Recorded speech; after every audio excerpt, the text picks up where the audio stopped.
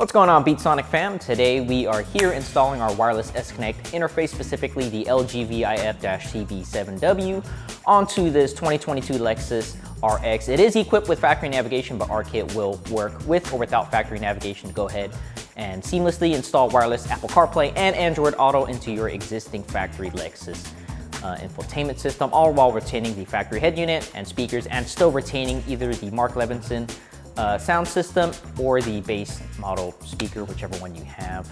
And yeah, let's go ahead and get started on the install. All right, now that we are inside the vehicle, first thing, let's go ahead and remove the shift knob. Just go ahead and pull down on the leather here. And all you're gonna go ahead and do is twist off the shift knob and place it in a safe location. Next, let's go ahead and open up the armrest here. And let's go ahead and pull on this interior panel this way. Just like so. Next, we are going to go ahead and remove this silver lining trim here. This one's a little bit tricky. You will need to go ahead and first pull off these ones going straight out, and then the rest can go ahead and come off. Don't start from here or here, but start from down here instead. So first we'll go ahead and push it out this way. Just like so, and then work your way around. All being held in by clips. Next, we'll go ahead and remove the driver's side interior panel here. Same thing, we're just gonna be pulling out that way. So pull out toward the driver's side, like so. This last piece here, go ahead and push it out towards the driver's side as well. All right, next piece we're gonna go ahead and take off is this interior panel here where it's holding the start button. So we'll work our way up here and pulling it down.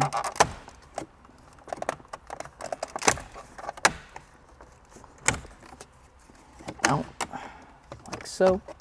There is one connector behind the start button here. Just go ahead and push down the release tab, like so. Alrighty, next up we are going to be removing the 10mm bolt that's located looking up from the passenger footwell, as you can try and see right there. But make sure you have a magnetic socket or a magnet tool ready, as you may be able to lose this bolt when it does drop down into the interior here, which we don't want. So make sure you have a magnetic socket or a magnetic tool. Grab a 10mm socket and ratchet. And look for the 10mm bolt. All right, and if you guys don't have a magnetic socket or a magnetic tool, make sure you guys remove this very carefully so that way you do not lose it. Otherwise, it will drop in the interior and it might rattle. Like so. And we'll do the same exact thing on the driver's side. And for the driver's side, we are going to be removing this 10mm bolt right there.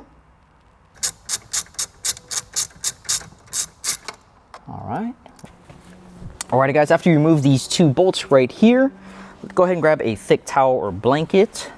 That way the gear shifter does not scratch your radio right here.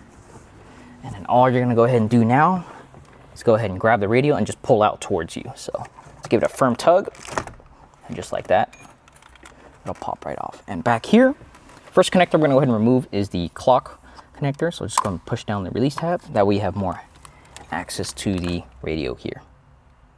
All right, after you remove the radio, next up we are going to go ahead and remove the screen. So on the back side here, there is a simple plastic cover. Just go ahead and grab the plastic panel removal tool and push it up, and the cover should pop off just like so. And before we go ahead and remove the screen, let's go ahead and unplug everything first. So it looks like 3 connections, just one black one, one blue GVIF cable, and another small black connector, like so. And these are the 3 connections we are going to go ahead and remove from the factory display screen, just so once we remove the radio, we don't have to do this after. All right, next, go ahead and grab your 10mm again. It's gonna be 2 bolts to remove. Holding the screen in.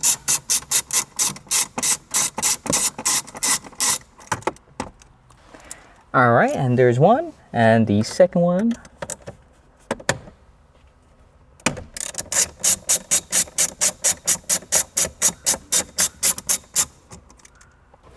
After that, let's go ahead and pull the screen up, and it'll be removed like so. And we are gonna go ahead and remove this connector here. You don't have to do this, but I just want to show you guys the full install video of what we're going to do. So I'm just removing this just so the viewer, you, can go ahead and get a better idea of what we're connecting to here. But to remove this clip, all you're gonna go ahead and do is push in 2 clips going in this way, and then this white clip should be able to come off. All right, here we have the 2 GVIF cables, a male and a female. And then the big end is gonna go ahead and connect to the factory GVIF cable. And then the male end will connect back to the screen, and all we need to go ahead and do is route these 2 connectors to the dip switch module. And then first, let's start removing these top connectors right behind the radio, just so we have better access. So we'll go ahead and remove 1, 2, 3, and 4. So go ahead and push down the release tab. Feel free to grab a plastic panel removal tool to help you push it out as well, while you're holding down the push release tab here. Like so.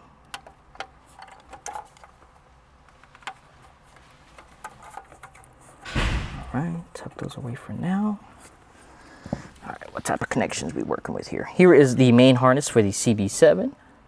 All right, first we'll remove this gray connector here, right behind the radio. Let's go ahead and push the release tab straight out.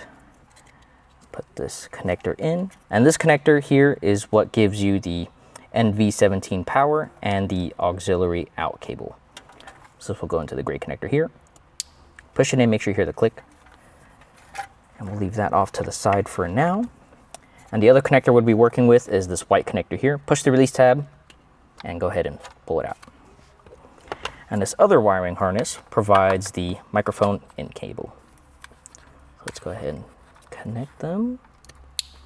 Make sure you hear the click. And this one will connect back in here. Make sure you route the factory cable nicely as well. That way they don't cross or get tangled. This one will go right back into the middle here. One with the power and the auxiliary out goes back into the gray connector where it was originally here. Go and push it in. Perfect. And for now, I'm gonna go ahead and remove all these wire ties. And that concludes the plug and play connectors going behind the radio. Alrighty, I found the perfect location to go ahead and mount the NV17 and the dip switch module. It's going to be located underneath the passenger footwell. Go ahead and grab a Phillips screw head, and all we're going to go ahead and remove is this underside panel here. And to get started, there's only 2 screws holding it in. One on the right side here, and one on the left side right in here. Let's go ahead and start moving that. And after that, this whole panel has, I believe, 3 clips. So there's one here, there's another one right here. All you're gonna go ahead and do is just push these clips forward, and then you can go ahead and pull down like so, just like that. First, let's go ahead and remove the connector after we get the clips off here. And then here's the tricky part. You're gonna have to turn this whole entire piece towards you, and then that way this will give you access to remove this part out, just like so. Perfect. So we're going to go ahead and route both GVIFs through the center console area here, and we'll first do it from up top here, which you'll very easily grab right down here right after. This is just one of 2 GVIF cables we'll need.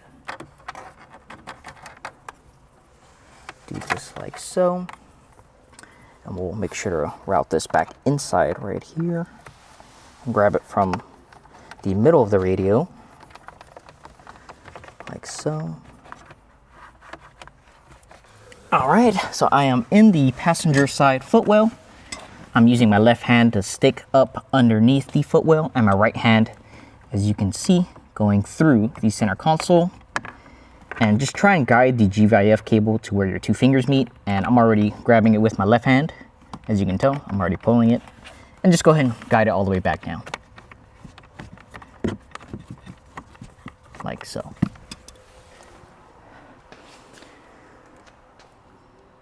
And this next GVIF cable is the GVIF out. We're only going to go ahead and maneuver and route this cable to that same location. And this end will go right back to the screen. So we'll do the same thing. Route it in between here. Through the radio.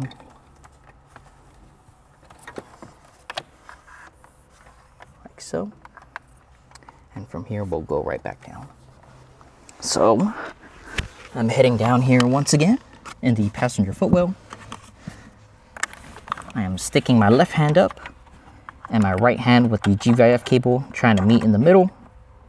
And just like that, my left hand already has it. And we'll just go ahead and route this neatly. Perfect. That way you have the two GVIF cables sticking out the passenger footwell here. All right, let's go ahead and put back on the factory screen here. All right, and the first connector we'll put back is this white plug that we removed, just so you guys get an idea what the screen is fully out. And this black connector goes back. And this other black connector goes back. And then this GVIF cable goes where the factory GVIF cable used to be, like so. Once everything is routed neatly, go ahead and push it in. And all we're gonna go ahead and do now is put back on the two 10mm bolts. First the right side.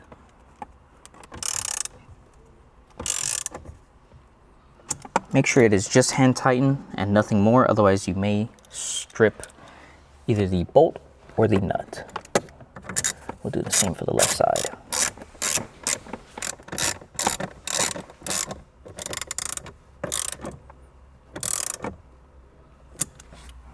Perfect.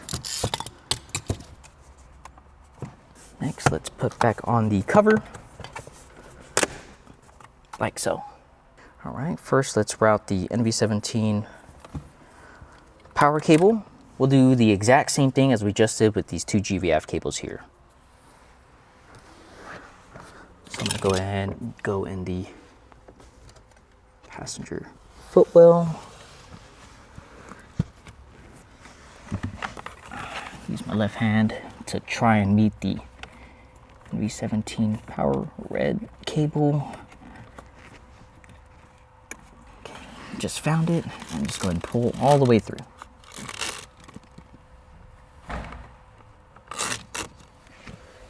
Next up, we'll do the auxiliary out cable. Do the exact same thing. This time I'm using a metal claw grabber tool that you can pretty much buy on like Amazon or like Home Depot.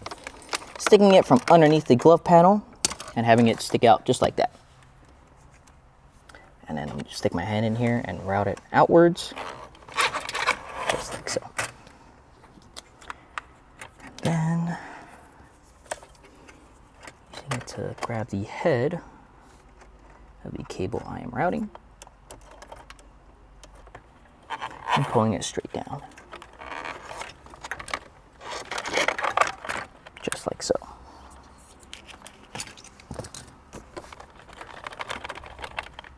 So we'll do the same exact thing 2 more times.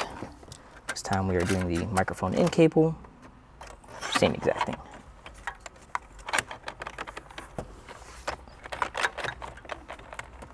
I'm gonna do it 1 more time now for the main white connector harness. All right. Just like so. Perfect. After all those have been routed down there, let's just go ahead and route these cables, make sure that they're nice and tucked away, but also not hanging onto this little area here. Otherwise, when we put back in the radio, it might pinch itself in here, which we don't want. We want it behind this bracket here. But before we do, let's go ahead and put back all the factory connections. So as you recall, we had a white connector here, brown connector, factory GIF cable here, and this gray cable here. And here is the gray connector right here. So I'll make sure it loops back out this way, like so. Push it in. Blue GVIF cable, gray connector, and the white connector here. Perfect. And that's all the factory connections besides this clock one here, but that one we have off, otherwise the radio is going to be so far in, we can't have it out like this. All right, so make sure everything is routed nicely. I'm going to grab this bundle of wire right here and just go ahead and zip tie them right here. That way they're all connected together. Make sure you guys loosely zip ties. Don't zip tie it so tight that way it's not able to move. But we also at the same time don't want it moving freely. So just enough so that way it's all bundled together nicely like this. All right, up next, all down here. All right, the first connection we're gonna go ahead and make is into our video interface dip switch module, which looks like this.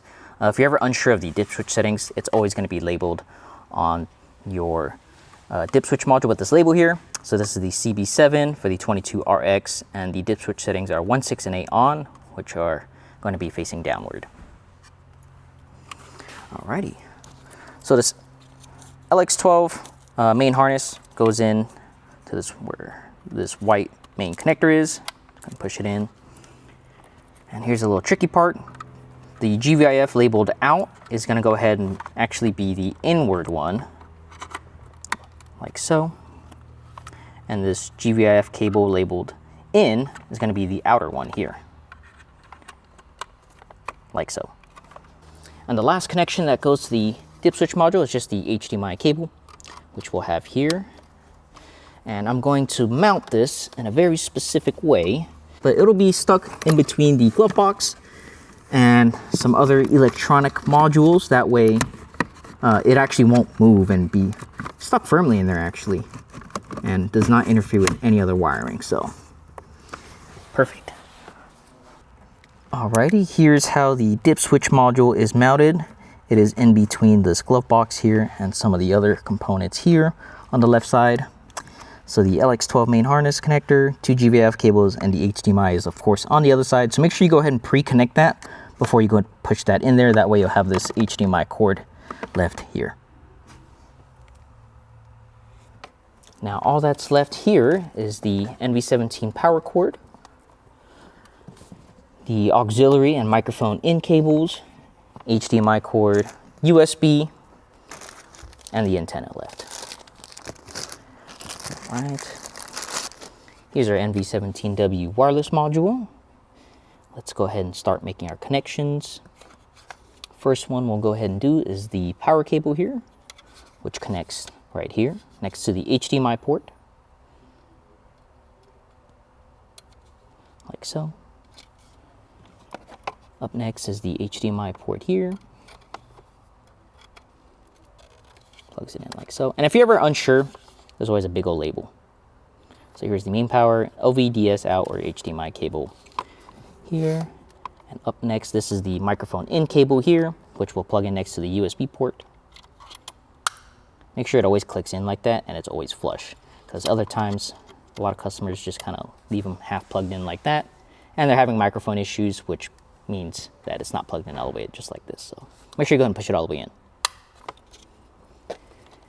And auxiliary out, which plugs into the line out, not the external speaker, but the line out, like so.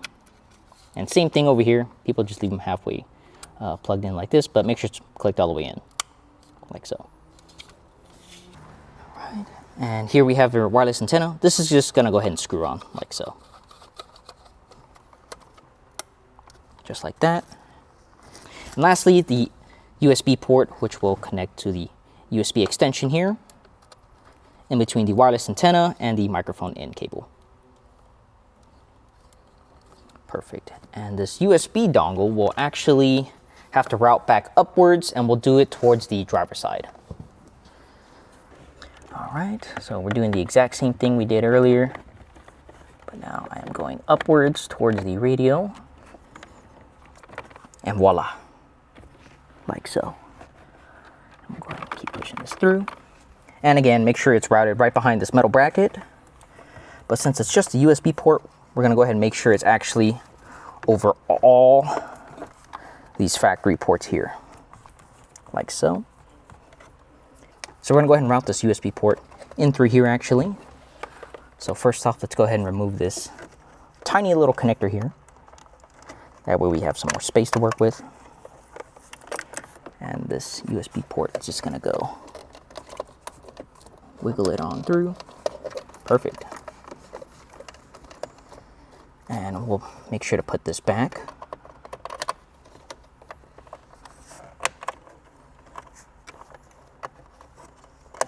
Like so. And here's how the USB port looks like. So make sure it's actually pretty much over all the factory wiring harnesses here. So for now, we'll go ahead and leave the USB extension hanging out here. And while everything's all plugged in, before we go ahead and put everything back, let's go ahead and do a function test. All right, just to unplug this back in for now. Leave this hanging out here. So let's go ahead and grab the push start button and go ahead and connect it back to the factory connector here. And let's go ahead and test out all of our functions. So we'll go ahead and push it on, go into ignition mode. So to go ahead and switch over to our CarPlay interface, we'll hold down map here.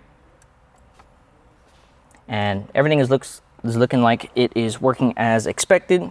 So on our phone, we'll go ahead and go into settings, general, CarPlay, and we'll look for an NV17W here, which is right here.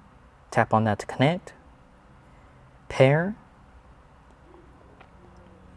connect.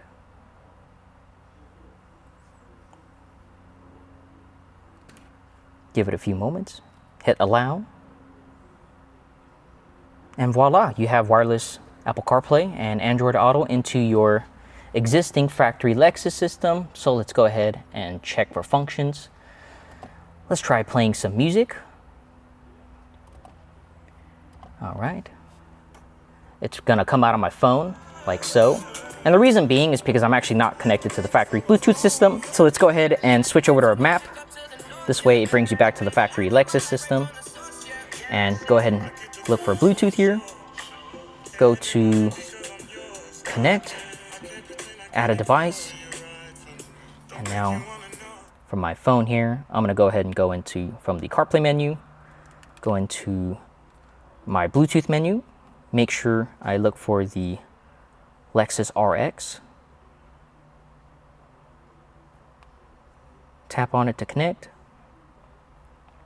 Pair. Perfect. And now I have music. Oh, it's a little quiet now, right? Let's go ahead and make sure our volume is maximized on my phone using the side buttons. Much more louder. And then you can go ahead and adjust your vehicle volume afterwards. And to go ahead and switch back over to CarPlay, we'll hold down map. And just make sure to test some other functions. We'll go ahead and skip using the radio, which is working as expected. We'll also skip using the steering wheels, which is also working as expected. Up and down. And increasing volume on the steering wheel, increase and decrease. All working as expected. The only issue is that we're not able to see the actual numerical volume. But other than that, everything else is working as expected. And one last test, we'll go ahead and put our foot on the brake here. We'll put the vehicle into reverse while it's on the CarPlay screen. Vehicle is now in reverse. Vehicle is now in park. And it jumps right back to the CarPlay screen, which pretty much means everything is functioning. All right, so let's go ahead and now test the Siri function. Now, there are two ways of summoning Siri. First off is holding down the menu. What's the weather? So unfortunately, we're unable to hear Siri. Quick, easy fix. Well, we'll summon Siri with our power button here and increase the volume to maximum on our phone while everything is still connected. So we'll do it very shortly and increase the volume. What's the weather? It's currently clear and 76 degrees. Perfect. Partly cloudy skies. And Siri is now at a listenable volume. All right, and one thing to note, there are only two ways to summon Siri, which is the menu button or the button that we just went over, which is the bottom left corner. Using the voice assistant on the Lexus steering wheel will only bring up the Lexus Assistant, which is the voice assistant for the factory Lexus infotainment system. So if we push it down now, it'll bring up the factory Lexus Assistant. The available video tutorials or voice training functionality. Select like so. And we'll hold down map to switch over. And everything is working as expected. So let's go ahead and tidy everything up and put everything away. So for our wireless antenna placement, I'm gonna go ahead and put it right behind this panel here using this 3M and putting it going through right over here where my finger is, sliding it through and putting it right here. So I'm gonna go ahead and remove the 3M tape.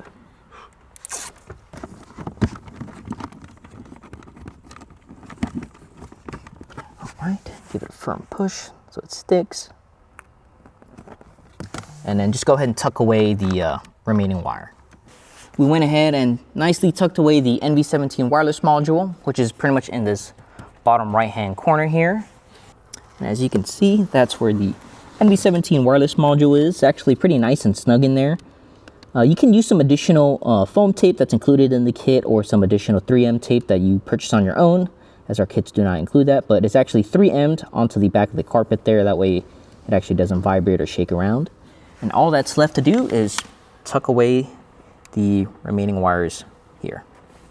And make sure you don't lose where the factory footwell light is, which is this connector here. All right, everything is nice and tucked away, nice and zip tied. All that's left to do is put back this panel here. All right. And as again, with this tricky piece here, we're gonna have to go ahead and push it in like this first, and then go ahead and start putting it towards the front of the vehicle. Grab the factory connector, plug it back in. All that's left to do is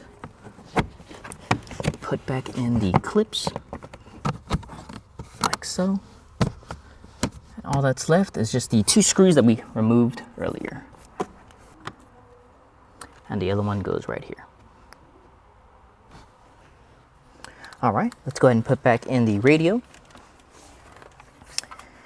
Making sure all these connections back here are not pushing against the radio. And then make sure the clock connectors put back in.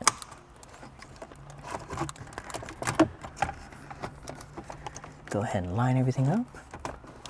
Give it a firm push once the plastic connectors are all matching, like so.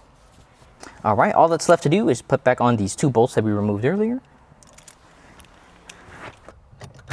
And again, make sure you have a magnetic socket or a magnetic tool, as you might lose these two bolts. And having something that's magnetic will help you prevent that. One down. And even with a magnetic tool, you still might be able to lose it, but make sure you're careful with these.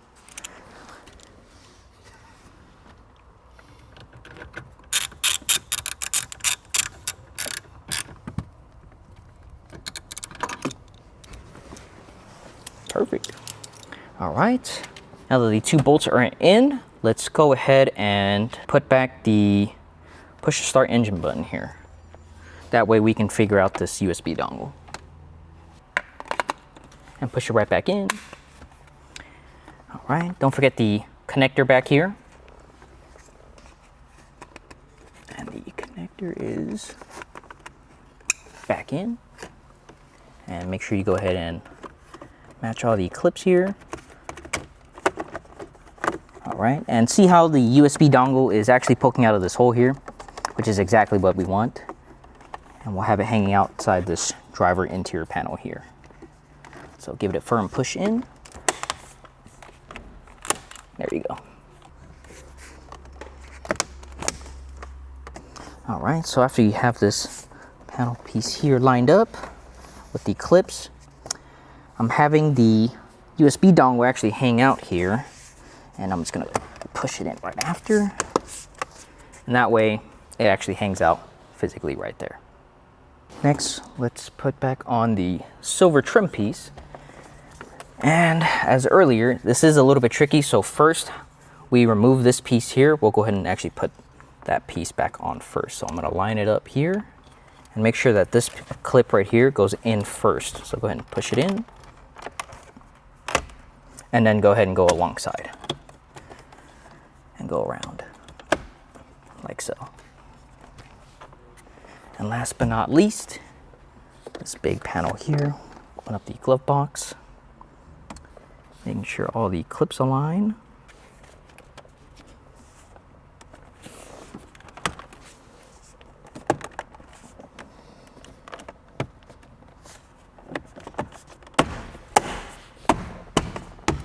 All right, after this piece is put back in, we'll go ahead and twist the shift knob back on.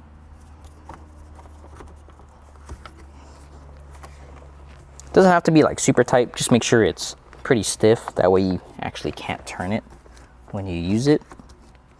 That's pretty good. Make sure it's nice and straight. And then just go ahead and push this clip back up, like so. And that completes the installation. And that concludes today's easy plug-and-play installation of the wireless S-Connect interface onto this 2022 Lexus RX. Remember that it can work with or without factory navigation equipped in your Lexus vehicle.